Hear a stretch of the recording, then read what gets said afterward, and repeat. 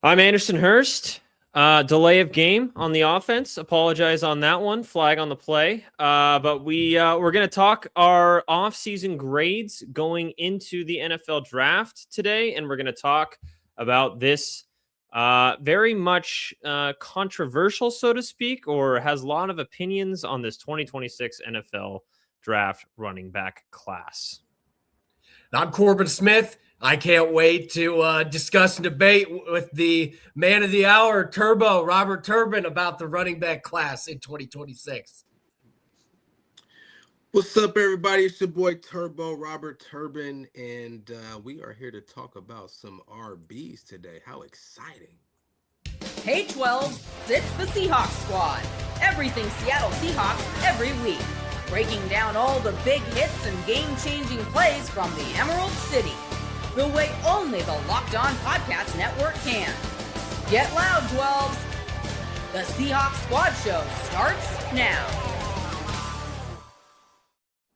What up, Seahawks fans? How we all doing today? It's March 24th, 2026. This is your Seahawks Squad Show. My name's Anderson Hurst. I got Corbin Smith and Robert Turbin with me, the RBs of the Locked On Seahawks family here. And what better two people to bring in today than Robert Turbin and Corbin Smith to talk about the much discussed 2026 running back class, because I think there's a wide range of opinions on this class. Some view it as a pretty weak class, minus at the very, very top. Some view it as, there's some names in that mid-round range that feel like they could be hits. So I'm interested to hear what our experts on this specific position have to say about these prospects. We'll go through a list of the prospects.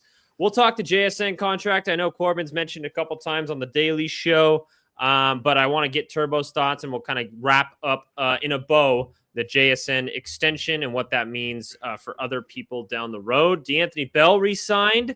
We'll quickly touch on him. Then I'm going to get these guys' thoughts on the offseason as a whole before the draft starts. Obviously, the draft's a big part of the offseason, so that'll be a new grade in and of itself when that happens. But before that begins, I want them to kind of evaluate where the Seahawks are at this point in time in the offseason before the NFL draft. But first, let's get our initial thoughts on the JSN contract.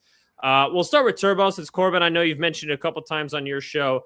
Turbo, what was your reaction when you saw the numbers, the years, and the fact that JSN signed pretty early in this offseason? Well, congratulations. Was my first reaction. This is a well-deserved contract. He earned it. He's been consistent at really all facets of the game, if you think about it. A lot of it is based on performance, obviously, but you think about consistency, it's been consistent growth, in his career since he's been drafted by the Seahawks. He hadn't done anything but continue to learn and continue to get better as a wide receiver. And it showed itself last season, being amongst the best of the best around the NFL. And so it was well-deserved. And it was my first reaction was just congratulations to a really, really great player. Yeah, Corbin, I know you've mentioned it a couple times on your show, but just initial thoughts on the JSN extension for those who have not gotten your take on it yet.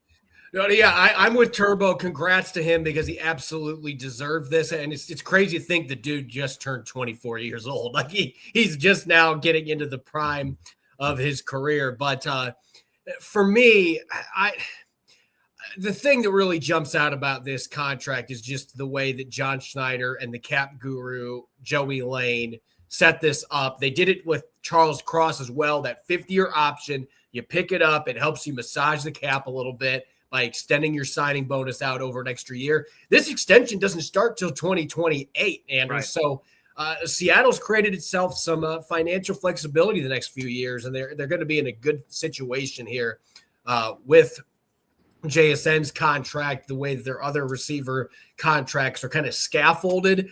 That's the thing that really jumped out to me more than anything. We knew he was going to be the highest paid receiver, but I think the Seahawks have done a really good job of paying this position. They've paid more money for receivers than anybody in the NFL, but the way they have scaffolded those contracts They've added some void years on the back of a few of these deals, including for Rashid Shaheed.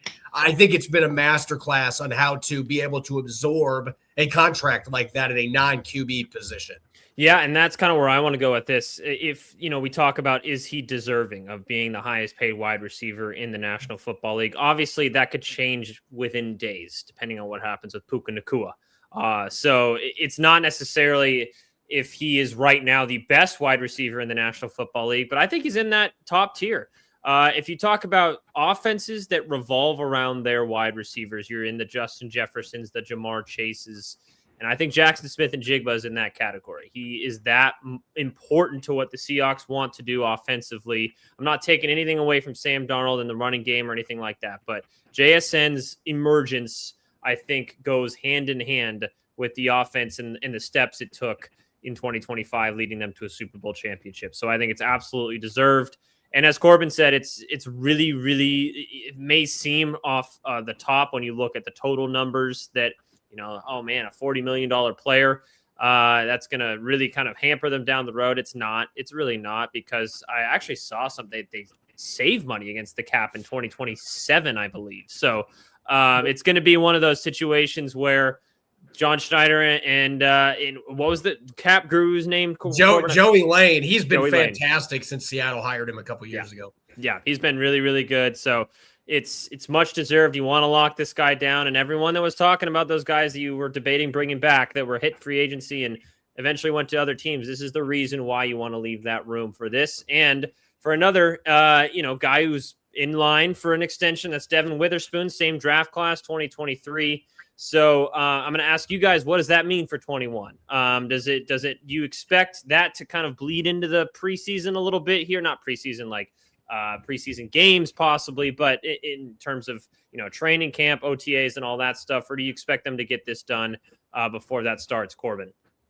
I think this deal gets done before the draft. I predicted this. I predicted this coming out of the Super Bowl, and the fact that JSN's got his contract done before we're even into April, I am very confident that Devin Witherspoon has a new contract before the draft gets here. I think they wanted to get these two deals done. They just picked up those 50-year options on both players, and they did that for a reason right now. Instead of waiting till the May deadline, they're getting those done so they can get their ducks in a row to get these extensions done with arguably the two most important players on their roster, away from maybe Sam Darnold just because of positional value. These are your foundational pieces on both sides of the football. Yeah, Turbo, do you agree? Do you foresee any drama in terms of Devin Witherspoon's contract negotiations? Just a little, not a lot, but I think both sides have a pretty good understanding and they have a strong relationship with one another. Devin Witherspoon and his representatives likely see him as the best at his position, and it's hard to argue against that.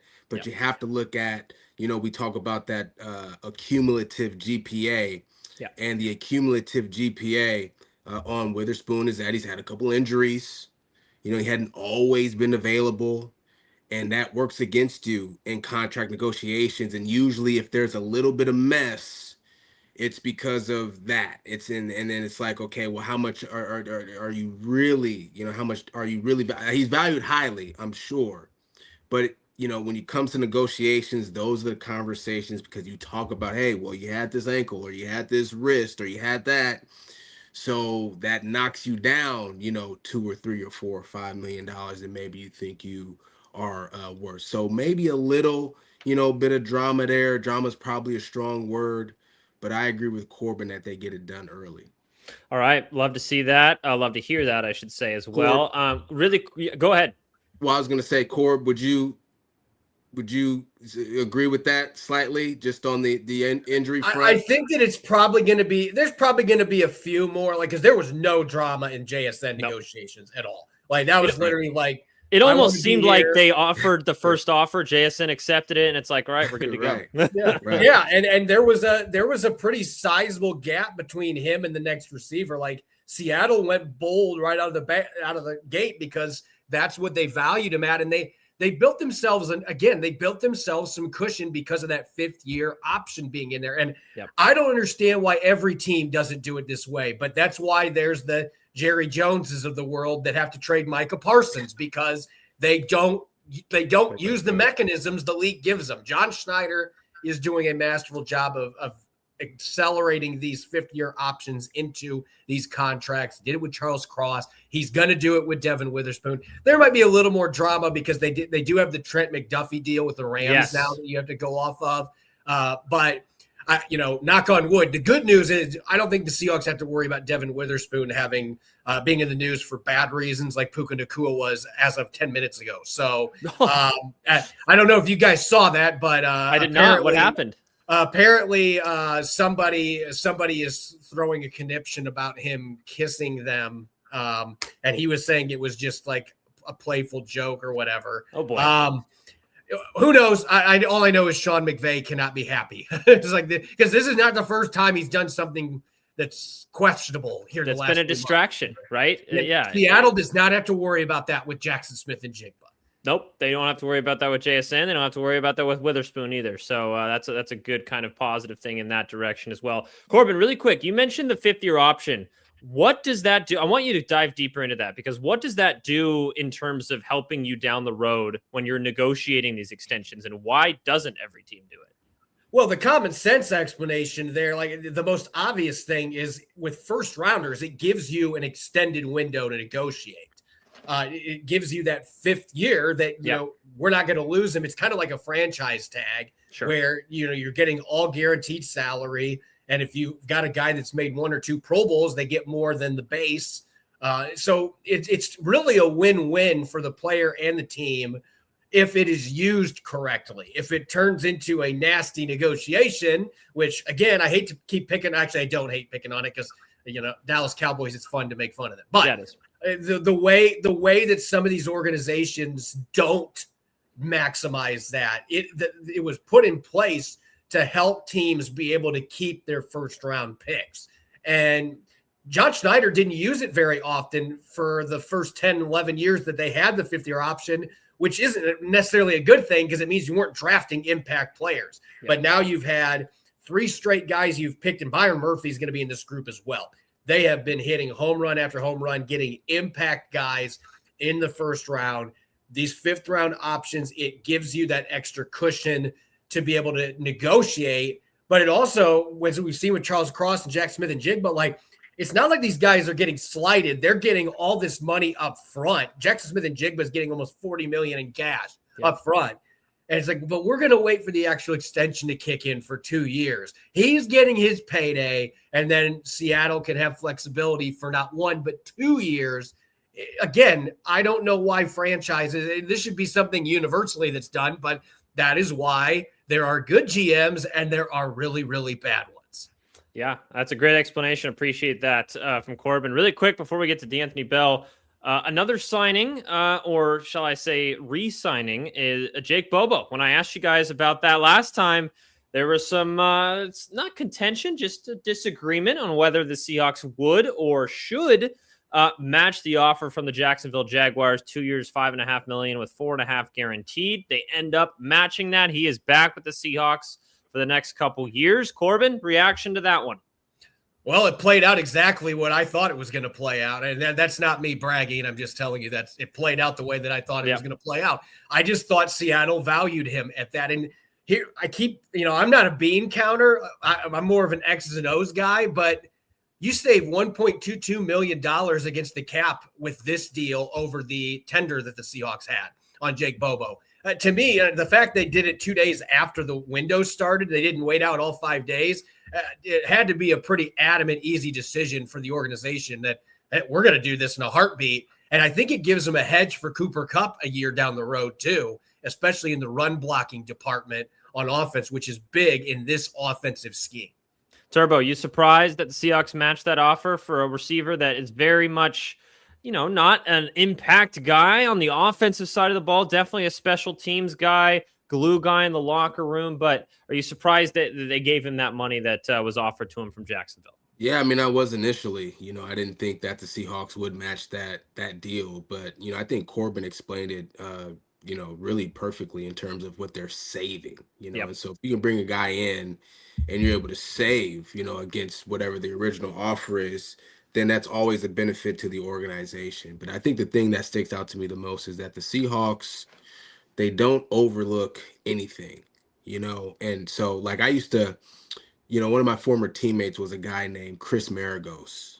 And Ghost was he was a safety, but you know, we had Earl and we had Cam, right? So his reps were really limited there. But where he was like a superstar, not just like a good player, He was but a legit. superstar, Yeah. was on all four major special teams unit, and he was a captain. Him and Heath Farwell, you know, were captains of those units, and the value that they brought, you know, to those units were just remarkable. It's like, you know, it's basically like throwing Peyton Manning out there quarterback, and you just don't have to worry about anything. Yeah. Because the trust factor is so strong because of what they bring to the table with those units. And I think there's similar feelings with a guy named with a Jake Bobo, and that's why they valued him at such a high number there.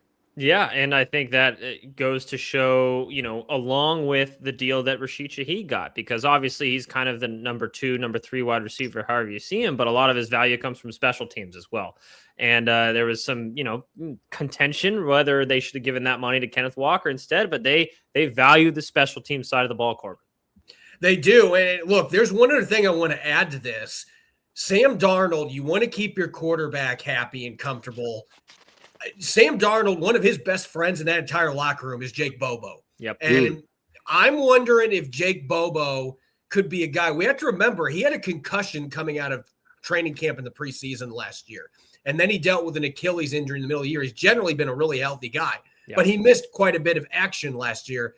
I think him being back fully healthy, this could be a guy that ends up contributing more as a pass catcher. Look what he did in the postseason for this team. Sam Darnold trusts him. So I think that was a big part of this. Well, the Seahawks organization's considering that. Yeah, I think that's another great point. And it's not just Sam Darnold who likes him too. It seems like he's kind of a guy that everyone gravitates towards, including the media. Great interview, by the way. One of the best interviews on the team. Love talking. He's my favorite player to interview on the team. My favorite interview is John Benton, but Jake Bobo's if you had those two in the same room and you were doing that would be, because they kind of have similar personalities. They're kind of goofy and they're kind of open about it. I think those two in the same room, they might not look like guys that would be in the same room in terms of, but they're very similar and they're beloved. So you're gonna have both those guys back there this year. Excellent. Love to hear it. Seems like, you know, on one hand, if you look at the offseason as a whole, you lost some key pieces in Reek Woolen, Kenneth Walker, Kobe Bryant as well, along with others, Boye Mafe, but you're able to bring back the Rashid Shaheed. You're able to re-sign the JSNs. You're able to bring back the Jake Bobos of the world. So there are some give and a take, and it's always going to happen in this time of the year. So I'm interested. What was that, Turbo? I was just saying, no doubt about it, but I just wanted to throw, you know, I had my Sirius XM radio show on Sunday, and we had an opportunity to interview Jack Gibbons, who's the starting linebacker for the New England Patriots, recently signed by the Arizona Cardinals. And I asked him, you know, who's the toughest running back he's had to face over the course of his career. And look, he didn't want to give any recency bias, but he said it was Kenneth Walker III. He said that he was the heart and soul of the offense last season, the difference maker. And so I'm just saying, you know, I just want to throw that out there, the importance, you know, of a guy like K9.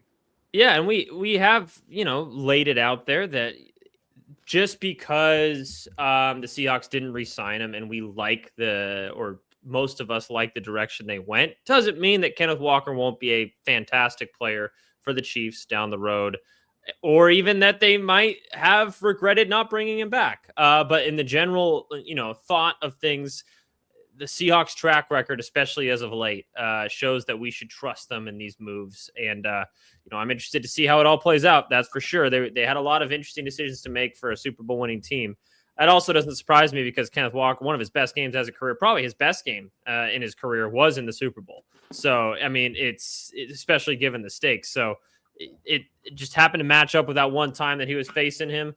He was a demon at that point in the season. He was the Super Bowl MVP for a reason. So that's awesome to hear. All right, I want to get our experts' thoughts really quick before we get into the pre-draft offseason grades as a whole.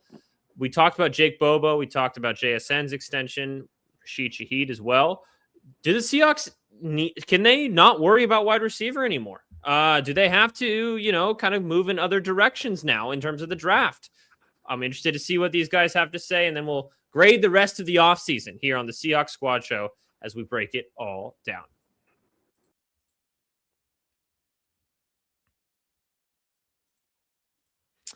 It's tax time, but for a lot of us, the old way of doing taxes is, it's a lot. Trying to book an appointment that's not the most convenient, sitting in a waiting room with a stack of papers, emailing back and forth and wondering if they really get your situation. But this year, you're getting a major upgrade, including Intuit TurboTax. It now has in-person locations nationwide. You can meet face-to-face with a real tax expert, and your documents get uploaded straight to TurboTax app on the spot. And just like that, you're done. Your TurboTax expert works to get you every dollar you deserve while you get real-time notifications as you go about your day. It's the relief of walking in and meeting a real person and walking out, knowing your taxes are being handled right. Head to TurboTax.com/local to find a store near you and book your appointment.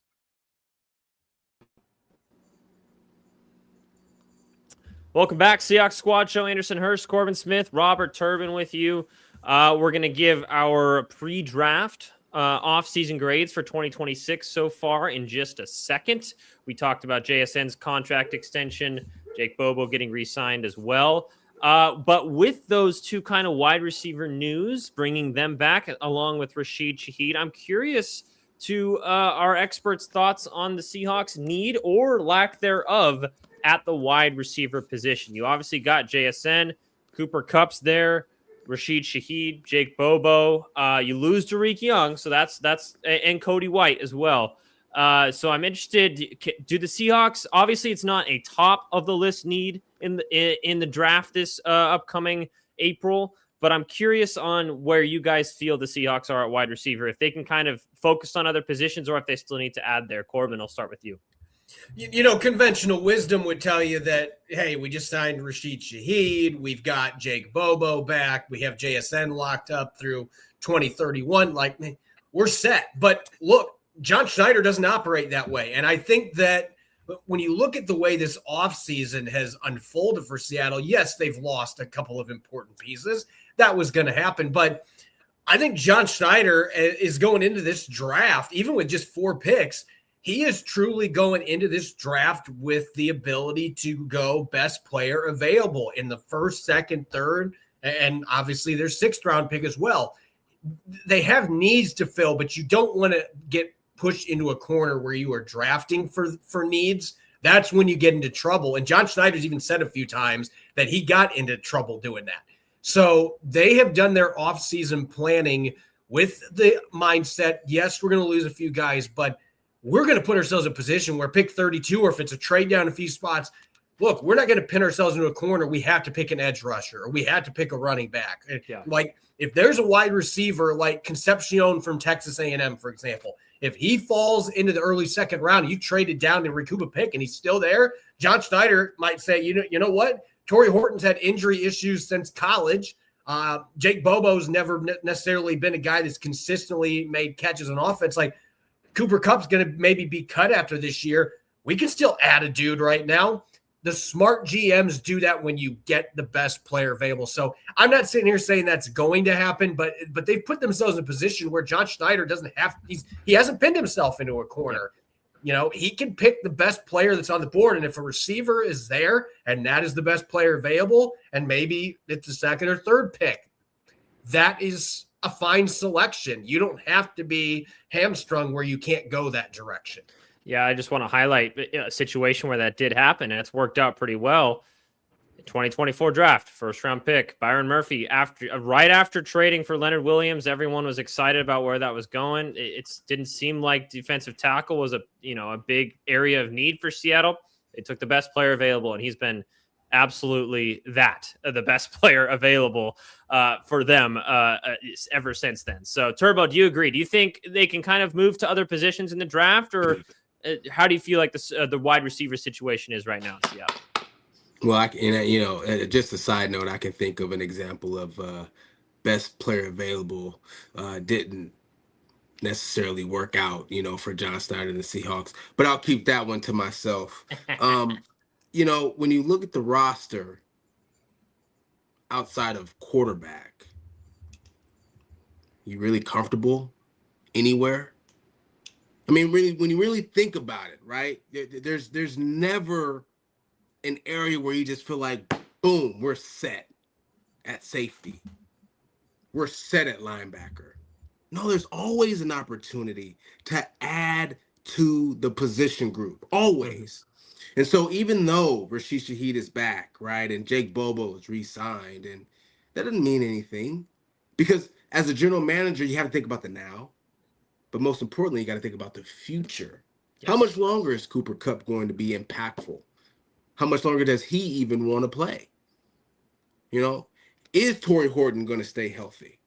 Are any of these other guys, like White, the third, who's a practice squad guy, going to emerge? We don't know. Those are all questions. And so what you have to do is continue to create competition. And the way that you do that is putting yourself in position as a general manager to not necessarily have needs, so that you can go throughout the draft just getting the best guy on your board who's available, because everybody's board is different.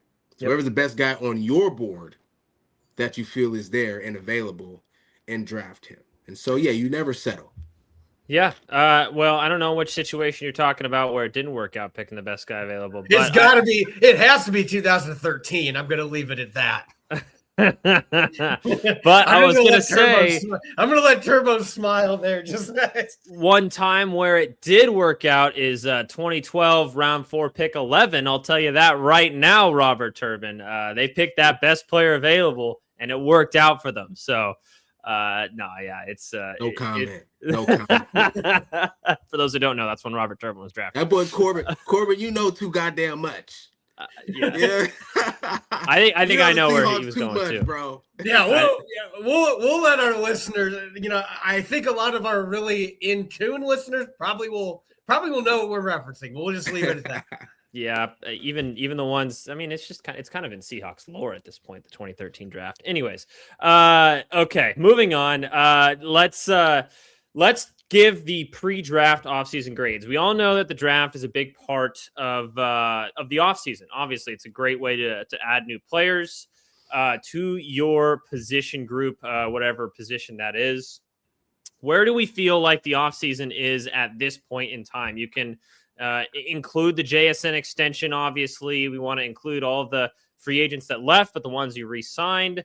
Not really bringing anyone external in. You're kind of running it back with a few less pieces, obviously hoping to supplement that in the draft. But before we get to the draft, compared to everyone else before they get to the draft, where do you feel like the Seahawks offseason is at? Turbo, what is your grade for the Seahawks offseason before the NFL draft? A-. A-. Yeah, that's because high. Who are they supposed to go out and get in free agency, really? Like, who are the Seahawks supposed to go out and reach? They're not going to get money day one. Right. And give high dollars for someone in free agency. They weren't going to do that. For what? That's not what they need, right? Okay. And so, you can look at some of the secondary players. I say secondary, like, day 2, day 3, day 4, free agency, week 2, some of those lower tier guys. Who are they supposed to get? This is a draft. This is a build through the draft type of team. And they supplement through free agency to create competition if and when needed. And they make trades, splash trades, when there's a unique opportunity there. Cliff Averill, Percy Harvin.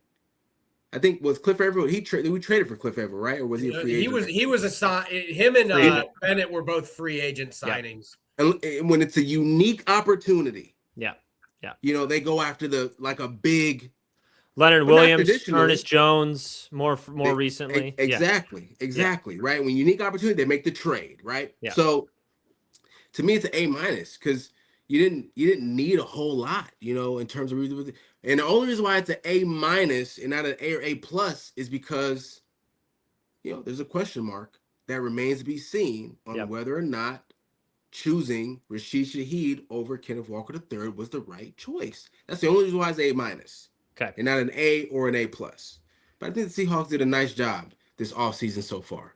Corbin, where are you at? Normally, I mean, when I was a teacher, my students hated me because of how hard I was with grades. So normally, I'm not somebody that gives out A's lightly, but I'm giving John Schneider and company an A. I mean, you got JSN locked up before April.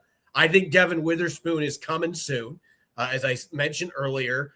Yeah, you lost a few pieces, but they have think about this, guys. How often does a Super Bowl team keep pretty much their entire skeleton? They got everybody. Yeah, they brought their entire the guys like Except Jake K9. Bobo. Yeah. I mean, why.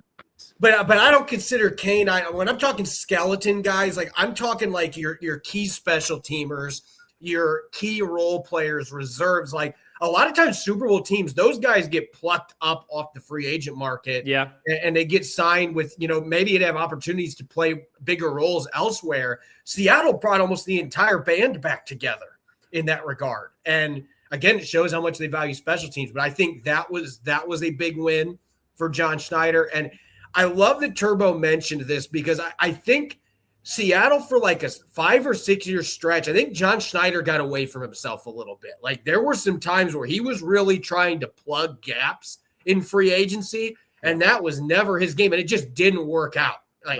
Multiple times did not work out.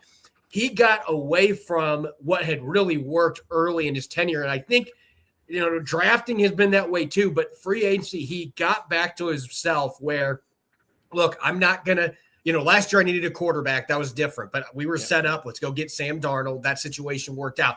But even DeMarcus Lawrence was a couple days into free agency. He is John Schneider. When he's at his best, he is buying really fancy European purses at Trader Joe's. That's when he is at his very best. Okay. And that's what he has been doing. And he does it in the draft too. Like Nick Eamon is the same way. Like Nick Eamon should have been a top 10, top 12 pick. And the rest of the league let him fall to the second round. John Schneider, it's like that. I don't know what the guy is off the TV show, but in the meme, just kind of going like this behind the tree. That's John Schneider. Like I can go up and get Nick Eamon right now. Yeah. And last year, the trade deadline, 4th and a 5th round pick, I can get a guy that's going to return 3 kickoffs for touchdowns and help me win a Super Bowl. There he is again. That's when he's at his best. I think he rediscovered himself, and that's including in free agency. And he's doing it this year. I like the signings they made, like guys that are low risk, like Noah Igbenogany, who have first round pedigree. They've been trying to sign him for a couple of years. If somebody can get his maximum potential, it's Mike McDonald. I think they have had as good of an offseason as you can have. Yeah. Considering they just won the Super Bowl and how many guys they were able to bring back and who they were able to extend. Yeah, so I looked at this a little bit differently than you guys do because I just look at it if how you ended the season in 2025 or 2026, I should say, is your starting point, and then compare that to where you're at now in terms of just players, right? Then you can't argue that you're better right now before the NFL draft because you're basically the same roster minus K9, minus Reek Woolen, minus Kobe Bryant, right? I will get – where are you going, Turbo? I saw your face. No, go ahead, finish. Okay. I will give them extra points for re-signing JSN, so that bumps the grade up for me a little bit. I also will say my grade after this kind of PSA – the teams that have the high grades before the NFL draft usually aren't the good teams, guys. It's what you guys are just saying. It's the teams that try and build their team through free agency, kind of hit and miss on that kind of stuff. And as you mentioned, it happened a couple times with John Schneider. I look at Draymond Jones in day one. Yikes. Didn't really work out for him in that front. So stuff like that where he's like, nah, we're going to go back to what we know best and how we know how to build a contending Super Bowl team, and that's through the draft. So I give them a B-. because just until this point, man, you would hate parent-teacher conferences if I was coming in. If you look at the team that you had at the end of 2026, you're only, it's like I said, you have the same roster minus 3 or 4 players. We're just grading right now. We're not grading after the draft. We're not grading through the summer or anything like that. And the only reason it's not lower, like I said, is because you didn't add anyone, is because you re-signed JSN. So that's a plus in that category. So I'm giving them a B minus because there's other teams that went out and got better. Look at the Rams. They traded for Trent McDuffie. Look at the Niners. They signed Mike Evans. Now those are big splashy trades. Don't get me wrong. I don't think. My gosh. Hey, I don't think those were available for the Seahawks. I'm not saying that this isn't what they should have done. But if you're grading what their offseason is right now, up until now, for me, it can't be more than a B minus. So that's right. That's where I like. And here's the thing that we have to also, and I'm not saying that this is going to happen, but I know that John Schneider is still keeping his phone on with the Raiders, and I know that Jonathan Grenard is still available. Don't you think there is a chance that John Schneider is still sitting there waiting for the right opportunity to go out and get somebody when he didn't have to? Only if DeMarcus Lawrence retires. And if that happens, that changes things too. But my point is, though, they have the assets to go do it. They're scheduled to have 12 draft picks next year.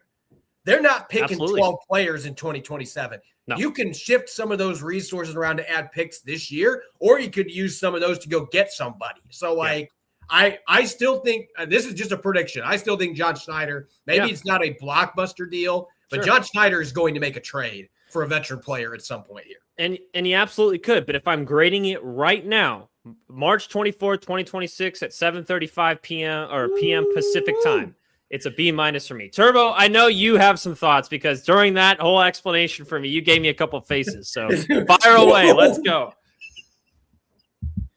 Well, let's just think about what they lost, Anders. Okay, so Tariq Woolen leaves. They still got Josh Jobe. They do. Don't you think that cancels out? No, it doesn't, because you had Josh Jobe last year.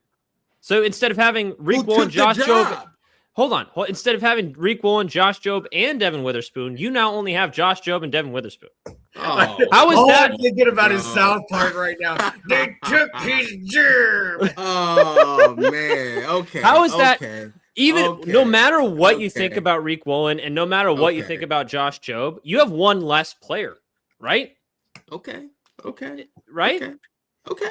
So I mean, I'm just evaluating, and I'm not saying that they are going down the wrong path here at all. And I'll piggyback off Turbo's thing, even more so, we saw Ty Cotta start 11 games last year and play. Yes. I thought Ty Cotta played like an above average starter, and it wasn't a small sample size. It was 11 games. Yeah. You had him on contract for under $1.5 million this year.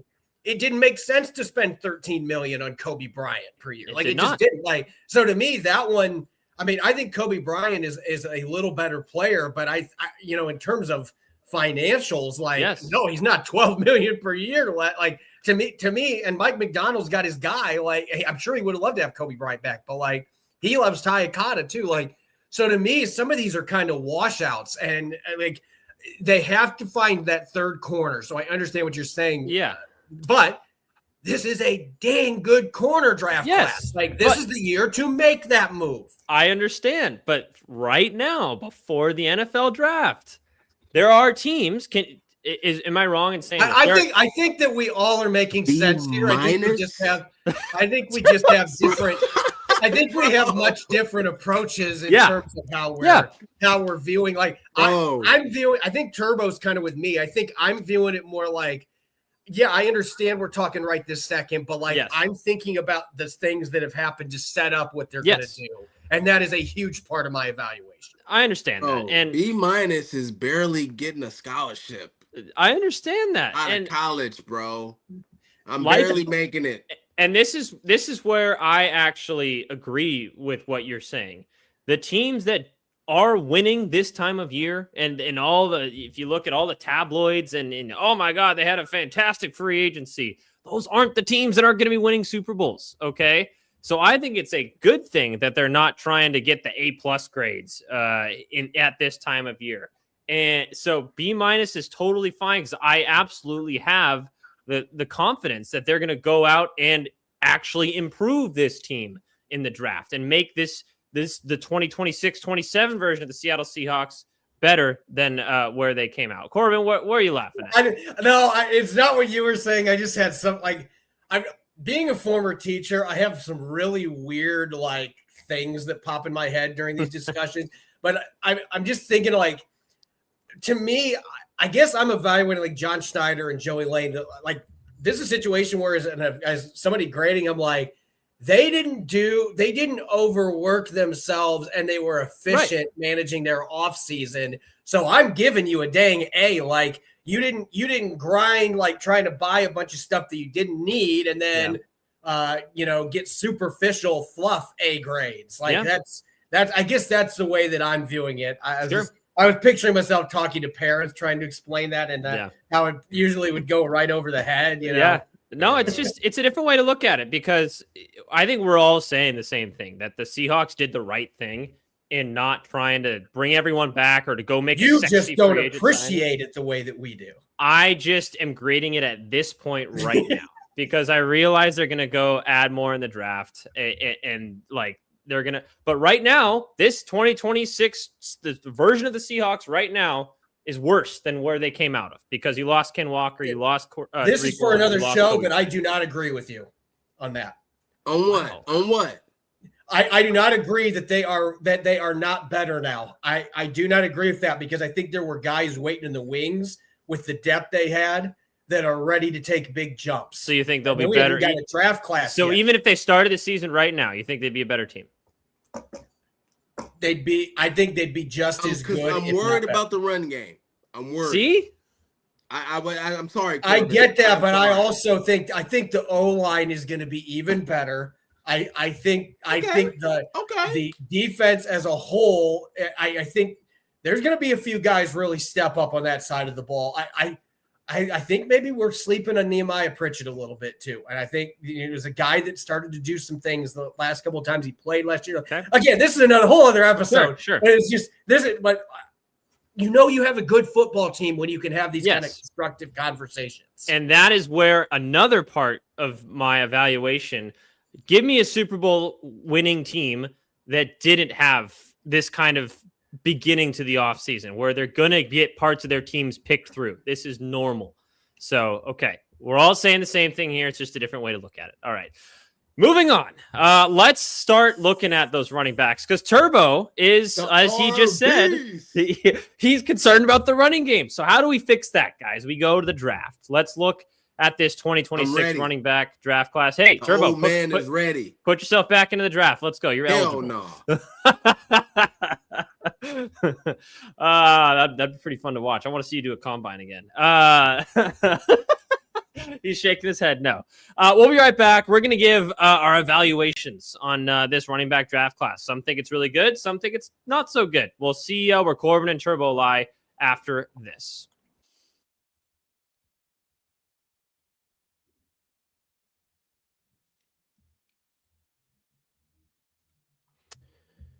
What if sports were traded like markets? Now you can put your sports IQ to work in real time with Robinhood prediction markets. It's not you against the house. It's you participating in a live market. You can buy or sell your positions live all game long. Use your sports knowledge in the moments that matter. Robinhood prediction markets changes the game. It's people moving the action, so when momentum shifts, you can move with it. I always knew the game, but never had a dynamic way to apply that knowledge. It's different than just sports betting. Now I can actually take part live in a market powered by the people, not odds makers. You're no longer just a spectator. Play by play, you decide. Trade every play with Robinhood. Now available across the U.S. Download the Robinhood app now to begin. Welcome back, Seahawks Squad Show. Anderson Hurst, Corbin Smith, Robert Turbin, Anderson Hurst B-, I should say, Anderson Hurst, as we gave our offseason grades leading into the NFL draft.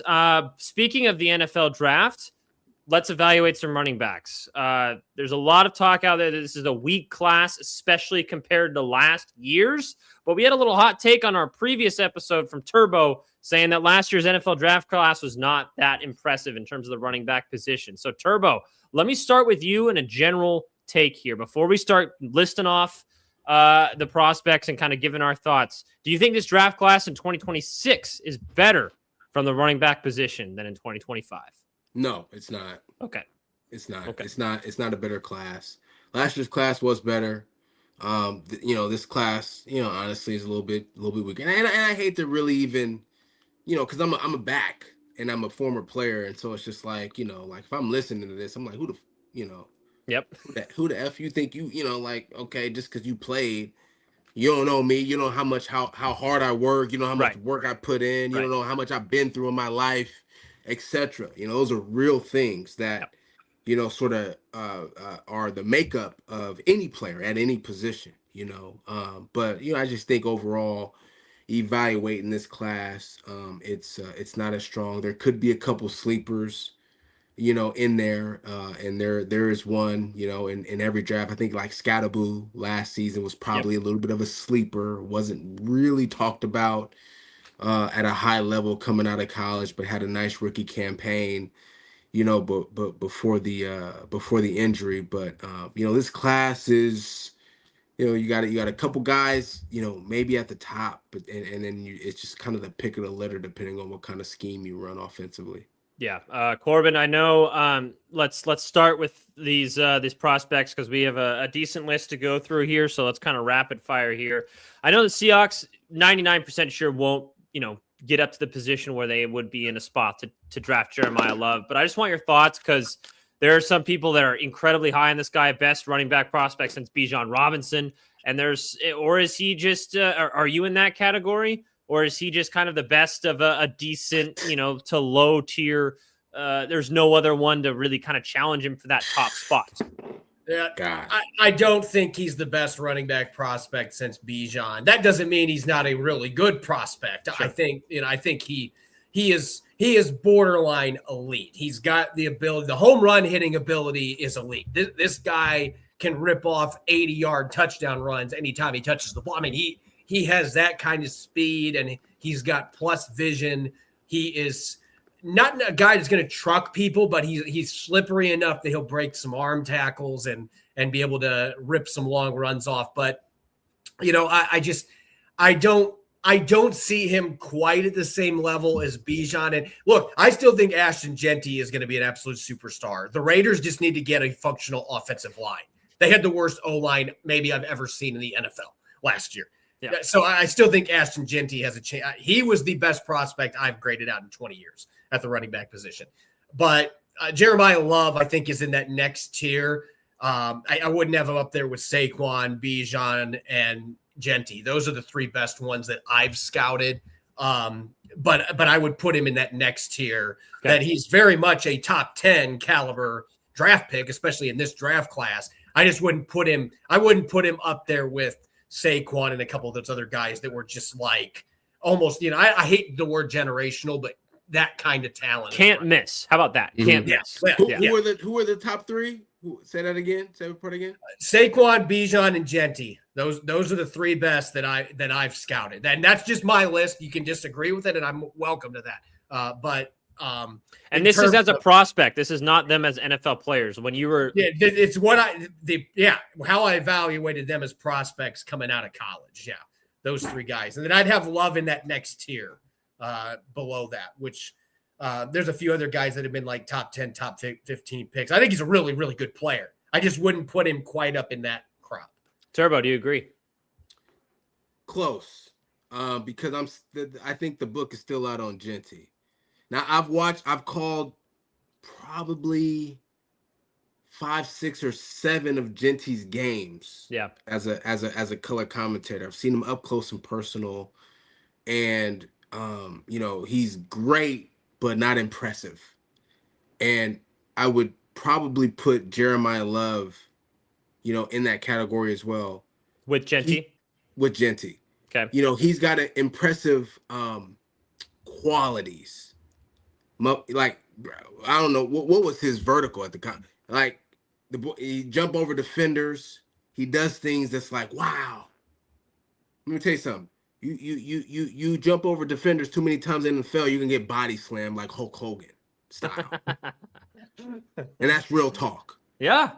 You know what I'm saying? Yeah. And so there are elements to the game that when you look at the highlights and it's like, oh my God, wow, oh, hurdle, that you're gonna get clotheslined in the NFL doing that bull. You know what I mean? Marshawn used to have a saying, man, keep your feet on the ground. Now we've seen some guys do it. Yep. Saquon. And it's Saquon is a guy. Yep. Saquon is a special guy. Mm-hmm. That's a special guy. I don't know. It's hard to be special. We can't just look at the highlights and assume everybody is special. At running back, it's different. It's different, especially when you get to the league. These guys are grown, bro. And they move, and they got something to say when the ball is snapped. You know what I'm saying? Yeah. Like, for real. And they will call you everything but your name. I love that. That's the truth, bro. Yeah, no, I know. That is in essence. That's the truth. So with Jeremiah Love, he's got great potential. He's got great athleticism. You hope that his knee holds up in the league. Yeah. But he's got to be in control. He's got to be in better control of himself. Okay. If he really wants to excel at the next level. So 2 questions and a follow-up, then we'll get to Corbin on the next one. Number one, I'm not going to put words in your mouth, but is he the best running back prospect in this draft for you, Turbo? I would say yes. How big of a gap is it from him to the next guy? Not very large. Okay. I would agree. Not very large. Because that is a different opinion than I think the masses. A lot of people think it's Jeremiah Love and then no one else. No. And last year, I kept saying on every platform that I could, Ashton Genty is the number 1 back in the draft. But he's not that far away from the pack. It is very close. Mm-hmm. It is very close. And I feel that same way about Jeremiah Love. Corbin, do you agree? I do, and in large part because, like, I've watched both the backs at Notre Dame, and I think that the other kid might end up being just as good in the NFL if he's in the right system. Is he the second best in your eyes? Jarian Price is number 2 on my list. I think Price goes in the first round. Okay. I think there's going to be a team at the end of the first round that needs running back help, and I wouldn't rule Seattle out there because he's got this. He's kind of got that gliding running style that really fits with wide zone, and he's got that explosive speed. I think he would be a very fascinating fit in this offense. And if they picked him at 32, I wouldn't bat an eye. But to me, those 2 are the 2 that are really close. And then I think there's a bigger gap after the 2 Notre Dame guys, personally. Okay. Turbo, do you agree? Is Jadarian Price the second best running back in the class in your eyes? It's a great question. And it's very close. But if in my evaluations, I actually like Coleman. Jonah Coleman. If you're gonna say Jeremiah Love is number 1, yep. I actually like Coleman out of UW as the second best running back in the game. Okay, let's get your evaluation on Jadarian Price here, and then we'll get to Jonah Coleman after. So, what do you think about Jadarian Price? Downhill, I think that fits well in the NFL sort of world. They want a downhill guy who can be physical, break tackles, be able to make some plays in the red zone. And I think that's where, Price can really make his hay at the next level. Okay, what about Jonah Coleman? You say he's the second best guy in the game. So tell us why, or second best in this draft class. Yeah. Tell us why. Well, 2 reasons. When I evaluate running back, and I'll just say, and I don't know how you feel about this, Corbin, but I feel very strongly about this. Very strongly. these colleges and these offensive schemes do not help running backs at all when it comes to getting ready for the next level. He is all in on that. Corbin giving the big thumbs up. It drives me bonkers. I turn into the old man screaming at the cloud watching college games, man. I'm telling you. The offense, yeah, you and I are 110% in agreement on that. Yeah. And this is why I like Coleman. First of all, look at the offensive scheme they ran at UW this last season. They're under center. He's in the dot.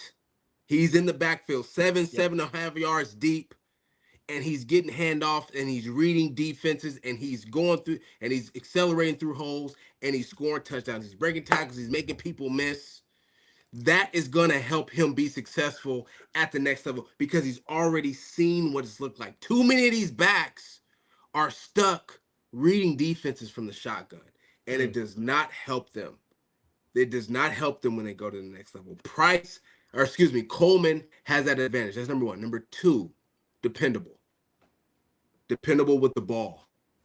He's dependable. One fumble in 4 years. One. He's dependable with the ball. It's all about the ball. Yeah. Trusted. So not only has he been from the dot and made plays from the dot and understands running schemes from the dot and blocking schemes from the dot. Okay, when I say the dot for our listeners, I'm talking about lined up right behind the quarterback when the quarterback's under center. That's the dot. Call that the dot. Okay, so he understands that from a run game and a pass game, but when you give him the ball, he ain't giving it up to nobody else. And so to me, that's why he's second best in this draft, because he already has been in the function of what an NFL style offense is going to be about. Yeah, Corbin, so I know you had Jadarian Price as number 2. Do you have Coleman as number 3? I have him a little bit lower there, but I think my biggest concern with him is going to be durability. That is something that I'm concerned about. He had some injuries second half of the year. Yeah. And for being a shorter, stockier back, there are some concerns for me with him being a pass protector, and that is a big part of my evaluation now when I look at these guys. Jadarian Price has mixed tape, but there's really good reps this year where he's made strides in that regard. And, Love's not somebody that we have a ton with that because he just hasn't been asked to do it. But I certainly look at players. The ball security thing is big for me, though. That's if Mike Washington Jr. did not have the fumble issues, I would probably have him right there with Jadarian Price. But that scares the bejeebers out of me, how much he has put the ball on the ground. And that's something that can be coached in the NFL. We saw it with Tiki Barber. Midway through his career, he changed up how he held the ball. But it's kind of difficult to do that. It's similar to trying to change up the way that a quarterback's arm angle is. Like, you get used to holding the ball a certain way, and you do it for high school, college, into your NFL career. Like, it can be hard for a cat to break old tricks like that. And so I have concerns with him in that regard. And I have some concerns with him from a vision standpoint with the film that I've watched. And honestly, I don't know how Turbo feels about this. The physical stuff is all important. Vision is number one in my evaluation when I look at running backs going to the NFL, because you know how small those creases are and how quickly they close up in the NFL.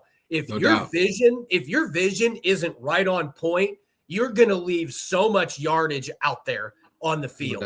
The really good backs, and so to me, that's another thing with Mike Washington Jr. that worries me a little bit. On the flip side, I'll throw 2 other names out here. If you watch the national championship game, Indiana, these guys would be late day 2, early day 3 players, but they could both be gone in the 3rd round. Roman Hemby and Kalon Black are both running backs that have the vision component. Those guys understand what's going on in front of them. They're decisive. They both have that 205 to 210 pound build where they are able to break some tackles. They can finish with authority. There's some home run hitting ability to those guys. They both have played in an offense that has some pro style run schemes. In Indiana, they run more shotgun than, say, somebody like Washington, but they still have pro style scheming in there.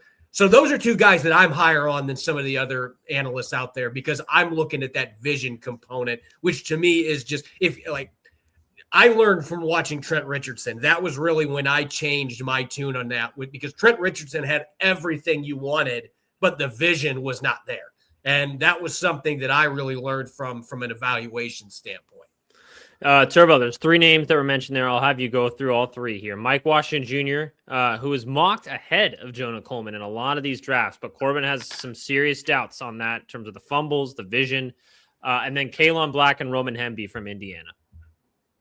You know, the thing about Washington Jr. that concerns me outside of the durability and the fumble issues is his physicality as a runner, especially in the red zone, goal line area. He doesn't play to his size. He has it. Doesn't play with it. Kind of reminds me of the guy, he was, help me out, Corb. Green Bay Packers just recently signed with the Eagles. Bigger A.J. back, Dillon.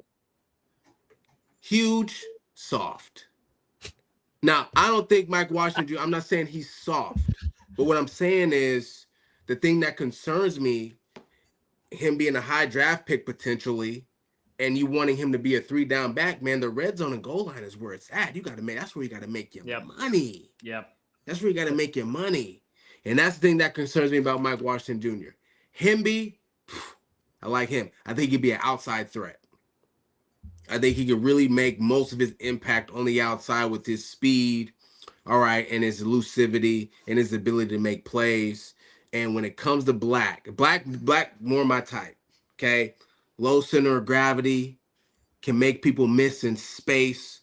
The one thing that concerns me about Black is that he doesn't run with high knees, all right? But I think his low center of gravity really helps that. It kind of looks like he's tiptoeing a little bit when he runs, okay? But I think like in the league, because he has that low center of gravity, he's able to make people miss in space. He's got that elusivity as well. I think he's a more in between the tackles guy than I think Hemby is. But both have really good potential. I think Hemby can really make most of his impact on the outside. Black a little bit more in between the tackles. Washington, he's got the speed. We know that breakaway, but you need like you know what I'm saying? Like just running back. You have man. to, Anger. there's got to be at some point you gotta be able to throw a punch as a ball carrier. I'm telling you guys. It's very fleeting with him. I'm telling y'all, bro. You have to have attitude out there, man. Heart at running back. It's a necessity. Turbo is Bro. exceptionally passionate about it. You can tell. Because I've experienced it. I know. I'm telling you, dog. I am telling you. And if you not, they will. Somebody's gonna tell you you're a P word. Mm-hmm. Or something else. I'm just telling you. Everything but your name, right, Turbo?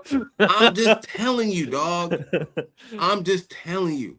And so, Mike, that's the one thing that concerns me about Washington Jr. It's like, okay, we know he got speed, but are you in there with attitude, dog? Yeah. When it gets tight. Yeah. I don't know. I don't know. Love it. I don't know if I see that.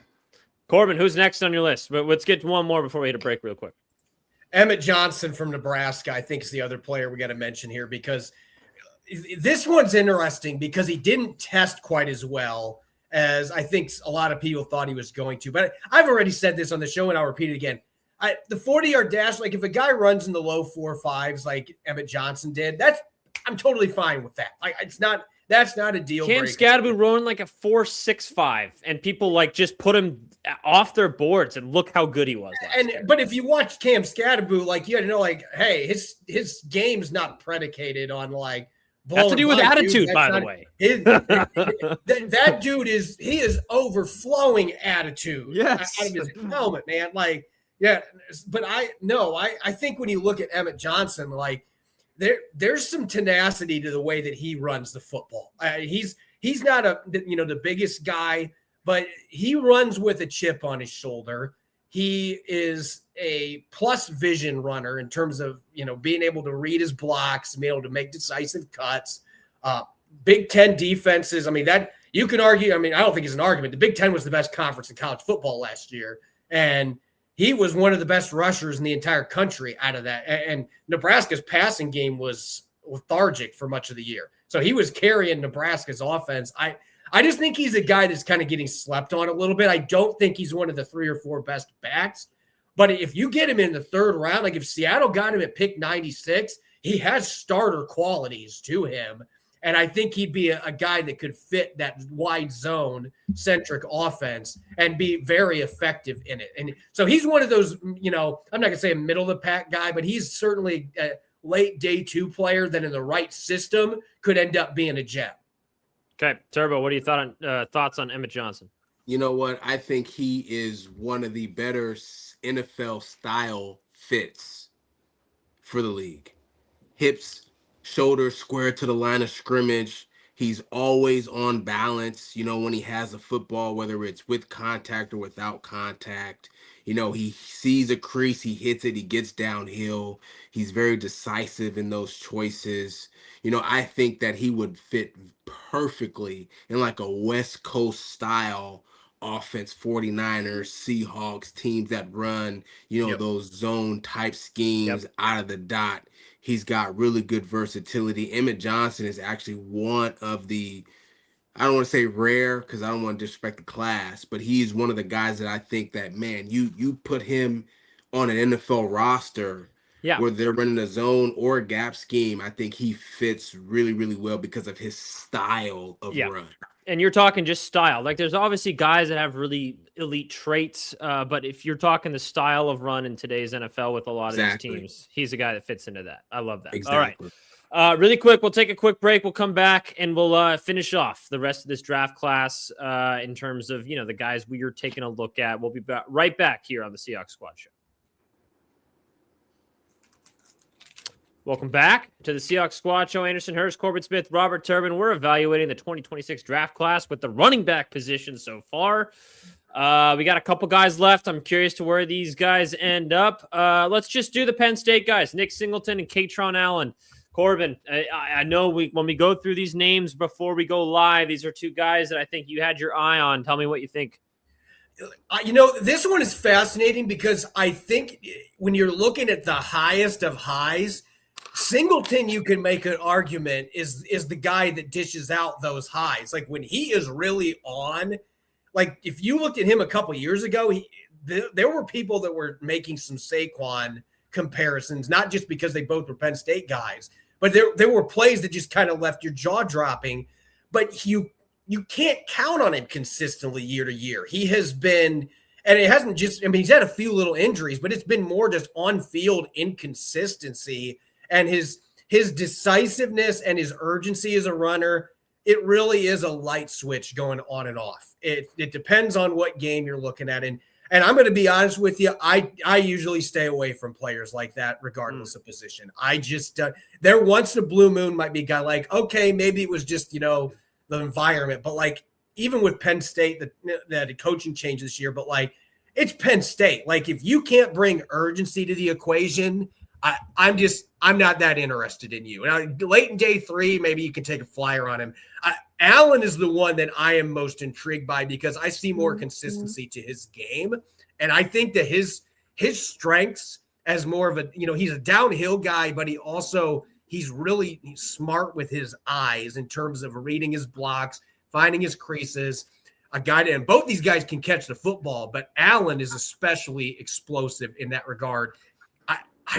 I think, it's funny that the one guy has more splashy plays. I think the other is the better football player, though. Yeah. Allen is the one that I would draft earlier, and I'd have more confidence that he is going to bring it on Sundays in the NFL than I would have with. All right, Turbo, what about the Penn State guys, Nick Singleton, Katron Allen? What do you think? You know what? I'll start with Singleton. It's funny that you guys compared him to Saquon Barkley because what's funny about Saquon Barkley is he's what we would call a right-hand ball carrier. So even when he goes to his left, it's just something in his brain. Yeah. that it's very rare to see Saquon Barkley carry the ball in that outside arm on the left side. That's Singleton. He's a right-hand ball carrier. And so, he may have some explosive plays, but like Corbin said, the consistency isn't there. And then, so when the consistency isn't there, then the other deficiencies get highlighted. See, the thing about Saquon is that you don't highlight the deficiencies because of how much of a playmaker he is, right? But Singleton's not going to get that same type of, leeway. You go left side up, but you got to carry the ball outside arm, or else defense going to push that out. But that's potential fumble recovery for the defense. That's turnover. You didn't have that. And so that's the deficiency that I noticed with Singleton. He goes to the left side, ball still in the right hand. But they're going to coach the heck out of you with that. Only a couple guys can do it. Saquon and LaShawn McCoy are the two guys that I've seen Shady to be able to, and even Adrian Peterson was a third. But these are three of the most special backs we have ever seen in the NFL. Yeah. I don't know if Singleton got that. Even in the NFL, unless you're one of those, again, I don't want to say generational, but that's Adrian Peterson and Saquon Barkley were generational prospects coming into the NFL. Those guys, you can give them that kind of a leash because of who they are. I've certainly not given a midday 3 guy that break as a former running back coach. I would be drilling that every single day, running left, get that ball in your left hand, because these NFL defenders, more so than college guys, they're going to be peanut punching on that ball all day long. And there are very few guys that can get away with doing that. Yeah. Go ahead. Andy. No. I was just going to go to the next guy. Do you have a thought there, Turbo? On K-Tron? Yeah, it kind of reminds me of Deebo Samuel a little bit. More of a kind of a gadget guy. Okay. I don't know if I trust him as a 3-down in the backfield type of running back, but he can make some plays for you when put in the right situation. That's kind of my take on K-Tron. May have some different intangibles, size and everything like that. But in terms of fly sweep and how you can be able to use him and mix him in the screen, I think those are areas he can really make some plays for an NFL offense. Jaden Knott from Oklahoma. Corbin. Honestly, I'm not very high on him. It's not near the top of my list. I think he's got physical tools, but I mentioned how important vision is for me. That was the first thing that I wrote down. I watched a lot of Oklahoma this year, and it's an offense that it felt like if the run game had more consistency, and I know they made the college football playoff, but if the run game had more consistency, they might have been able to hold off Alabama in that first playoff game they had. I never saw the tools materialize into the consistent production. And I don't see a guy, you mentioned the pro style offense. Oklahoma was not running a pro style offense. I don't see a guy that's going to be ready to come in and play the running back position the way that NFL teams are going to demand that he play it. Yeah. What are your thoughts, Turbo? Yeah, I mean, I saw most of his impact in really the passing game, to be honest with you. I think he's a third down guy. Yeah, I was going to say, maybe he could be a third down back, didn't have a ton of speed, to quite put him in a third down back category. Pass blocking is okay, I mean, if you're going to be a third down back, you got to be able to recognize pressure and block up pressure, physically. He's got work to do, if he wants to be a perennial player, not just a starter, but a perennial player, a dependable guy in this league. All right, let's move on to the next one. Jamari Taylor from Virginia. Corbin. This is another back that is fascinating because I don't see a player that's got dynamic speed, didn't run that way at testing either. I don't see a player that's got, eye-popping physical tools. I don't see elite quickness, but I see a guy that understands how to run the football at a level that I think is going to give him a chance to be proficient at the next level. And I see a guy that runs with some attitude. And to me, he is a 4th, 5th round pick player that you can plug in. For a team like Seattle, I think bringing in Emmanuel Wilson maybe makes it that they're not looking at guys like this, but he, to me, can be a Zach Charbonnet type back without quite as much juice. We have to remember, Charbonnet ran in the low 4.4s. This guy's not quite that athlete, at least in terms of explosiveness, but he can give you those short yardage pickups. He can be dependable in the red zone. So I think there's more value. I'd take a guy like him over Ott any day of the week because I see more NFL traits in the way that he runs the football. All right. What about you, Turbo? There's no doubt about it. Remind me the 6th-round pick Seahawks grabbed, had the neck injury. I don't know why I'm blanking on his name. What year? Well, he was a starter for. Remember, he had. Oh, he's talking about Chris Carson. Thank you. So 7th-round pick, by the way. Yeah. Okay, thank you for the correction. This guy Taylor is the sleeper in the draft to me. He's the sleeper. He is outside of Henry Jr. Taylor is the sleeper. Jamari Taylor is the sleeper in this draft because he's a running back. He is a running back through and through. He's got good vision. He's got good physicality. He's got the attitude that Corbin talked about. This is a guy that scouts across the NFL should be on the lookout for. I watched his film, and for a guy who probably is not getting talked about at all, I was really impressed by just the way he ran the football. Now, they didn't run, pro-style type offense much at Virginia either. But when you just think about the qualities that it takes to be a successful back in the NFL, being decisive and have a good vision and being able to pass block and being able to break tackles and make guys miss in space, not the most elusive, not the best speed, but can do all of those things still, that's Jamari Taylor, bro. I'm telling you guys, he's the sleeper next to Henry Jr. in this draft. All right, let's I was gonna say, you mentioned it twice now. Robert Henry Jr. from UTSA, probably not on a lot of draft boards in general in terms of where people are mocking, but both Turbo and Corbin, I know, really like this guy. Corbin, I'll let you go first. We've been talking so much about pro style qualities, and when I was watching UTSA tape, in particular the Texas A&M game, the beginning of this season, Texas A&M. If you're watching the NFL draft, notice how many front 7 guys they have that are going to get drafted this year, okay? And just their defense in general.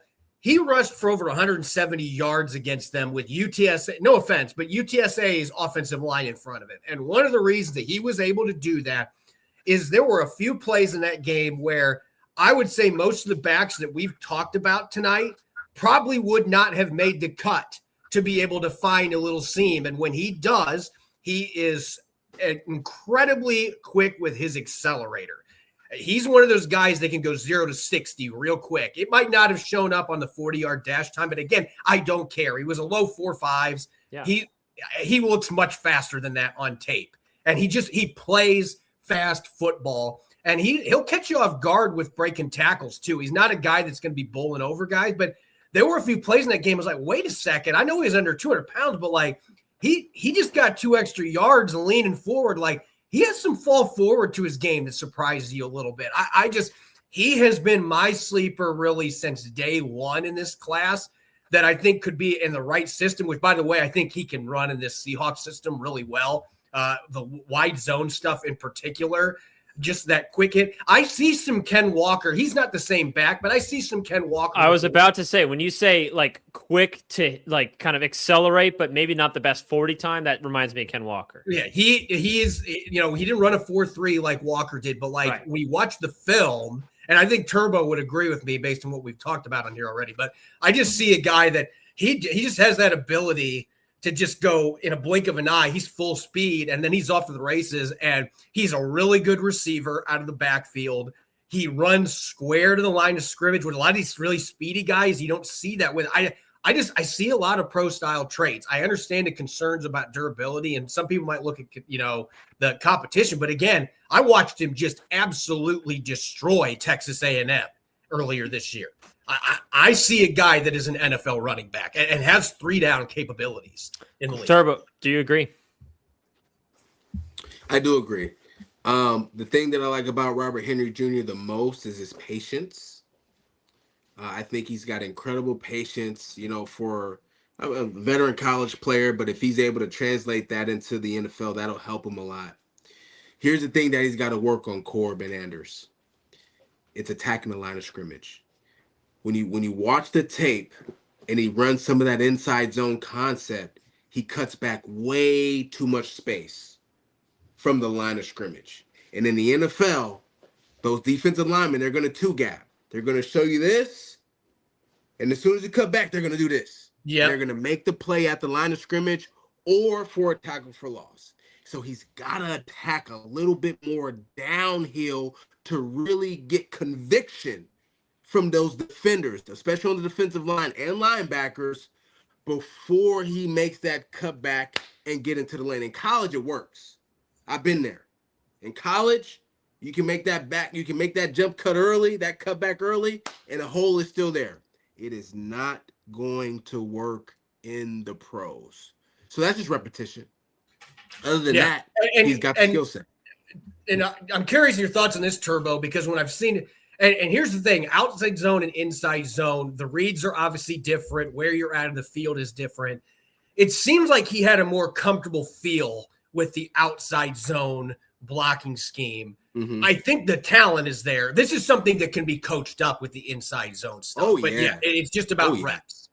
Yeah, and the outside zone forces you to attack because you're at a little bit more speed. Yep. You know, and that distance on the outside zone is a little shorter. It feels longer because it's wide, but you hit that butt of the tight end or 1 yard outside the tight end, depending on what your aiming point is and how your scheme is built, pretty quickly. You still get there quick. So you got to make the cut. You got the inside zone. You're able to do. Kind of like we saw with Kenneth Walker in the you're just able to, Le'Veon Bell just kind of get to the line of scrimmage, and that scheme is a little bit different because they're running more of a, like a double team up front, more than an inside zone type blocking scheme. But still, he's got a lot of great split zone too. Yeah, but he's gonna learn in the NFL. Man, you got to really attack that thing downhill and then boom, at the last second, make that cut back. But other than that, I agree with Corbin, man. This guy could be another sleeper in the draft that could really make an impact on an NFL team in their backfield. And that just screams John Schneider, doesn't it? Like, he always likes taking these late round or even I think undrafted. He weighed in. I have to check. I'm pretty sure he weighed in at over 200 pounds too. So I don't think that a lot of the concerns people had in that regard are gonna. I saw a kid that ran tough. So I don't. Yeah, I like him. I mean, Turbo seems to be in agreement with me. I think mid day 3, I would absolutely love that pick. Yeah, Mm-hmm. It's in you might not even you could even get him like late day 3 if the mocks are correct. Obviously, we're not saying that the mock drafts and they're all going around everywhere. I will be shocked if he lasts past like pick 180. I would be very shocked. I just think there's too many teams out there that they know what they're looking for running back wise. I can't see him slipping past that, but we'll see. Yeah. Well, gentlemen, this was a great episode. I know we went a little bit long today, but I appreciate you hanging on and, going through all of the prospects that you guys have strong feelings about. It's good to see that you guys actually, it seems like in general, correct me if I'm wrong, it seems like in general, you guys, compared to the rest of the NFL draft evaluators, you guys seem to think that this NFL running back draft class is better than a lot of other people think. Because a lot of other people think this running back draft class is not it. Do you like hamburgers, Anders? I love hamburgers. So what do you consider like the Taj Mahal of hamburgers? Red Mill in Seattle. Okay. Fantastic. So this draft class ain't Red Mill. Okay.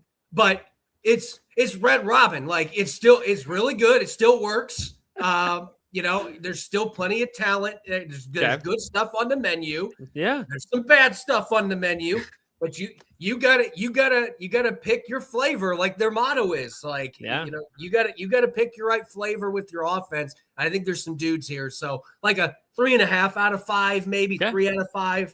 That's kind of what you're looking at. It certainly is not.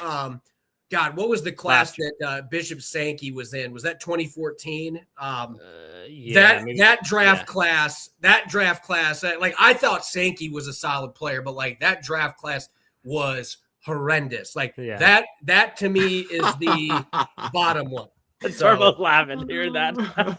Imagine if you're a guy that's like grinding through college. He's like, I'm not a former player, so like if somebody wants to say something to me, I was like part of a draft class that was graded an F, bro. So hey, it's true. I just that 2014 draft class. I was going back and looking at like the backs that came out of that group. Like aside from Freeman with the Falcons, and he was good for a couple years. Like there just wasn't. It was a barren wasteland, man. That is like you're like out in the middle of nowhere McDonald's. It's just you know what Corb and Anders, the hardest thing to evaluate in these drafts is the personality and attitude of the players, because honestly that a lot of times trumps the skill. So like I'll give you an example. Like there's one guy I really don't like that like I would fight, if he said the wrong thing to me at the wrong time. That's Robert Griffin III. And then there's Trent Richardson, who was in the same draft class as me, right? And so I remember being I trained for the combine at what used to be called Athletes Performance Institute, API, in Scottsdale, Arizona. That's still there. They call it Exos now. It's a it's probably the best Exos out of all of them around the country. Sure. And I just remember how much of an asshole, excuse my language, but it's the truth, that RG3 and Trent Richardson were at the training facility in Arizona. Yeah. And to see how their careers sort of played out kind of wasn't surprising, because you look at the tape and you look at RG3 and he's running the read zone and he can run, but he's a fucking bitch. You know what I'm saying? Like he's like not cool. He's not like a cool dude. You know what I mean? So like it results in, so you can only imagine like, in the offense, learning it, being a teammate, being the quarterback, trying to be a leader. But being on the Seahawks, way on the other side of the country, like that dude's not actually that cool of a dude. And it was the same thing with Trent. Yeah. Like Trent used to walk into the facility like, you guys are like beneath me. Like that was his attitude, And so then you see like the result of like how their careers, and you're kind of not surprised, because it's like he was probably acting like that when he got drafted. Yep. When he walked into the locker room. Yep. You know what I'm saying? And that's the hardest part to evaluate with these guys. You know what I mean? When it comes to the draft and stuff like that, man. And so it's just an interest. I just say that because it's just interesting. Yeah. When you look at these players and it's like, man, and you get a little bit from the interviews that we've seen in the media, but it's like, who are these guys really? Yeah. And that's the hardest part. That is the most important part for an NFL scout. No doubt. It is not evaluating what is going on in the field. Obviously, that's very important, but like the guys that have made it in John Schneider's system, like that's what I was about to mention. Yeah. Those guys understand what it takes to figure out what makes dudes tick. Yeah. And that is crucial in the draft process. And trust me, they've doubled down on that since the Malik McDowell days. They have doubled down on that. And that's what I was about to point out. When you look at when the Seahawks were struggling in the draft during the late 2010s, right? There was a couple questionable picks on that front, right? But then you look at the last 3 or 4 years. Devin Witherspoon, Jackson Smith-Njigba, Byron Murphy, like Nick Eamon-Wari, all these guys, like A+. All of them were captains. They were guys that really all those guys stayed at the same school. Like, I think it's going to be harder for John to make that a priority now with how many guys are transferring. But like that is still incredibly team. That is a big part of the character thing. Like if you 100%. Transfer once, cool. But like if you transfer like 4 times, you change schools more than people change clothes. Like most NFL GMs are not going to be okay with that. Like John Schneider wants a competitor. Like if Gray Zabel would have said, you know what, I'm going to transfer to a Big Ten school, and Gray then he Zabel, another one, like that totally changes the complexion of John Schneider's assessment of that kid, of that 100%. man. Like 100%. that is a huge part of this process. So I could talk about this forever, guys, but that was that is incredibly important for scouts. I think it's the most important thing they do. Well said, both of you guys. This has been a super Where fun you at, episode. Rob?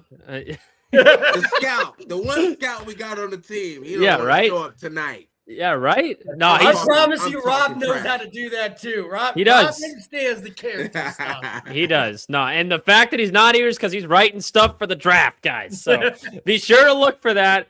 But thank you all for tuning in. Appreciate it. Maybe we'll evaluate another position come next time we chat. It's great to have Turbo and Corbin with me today.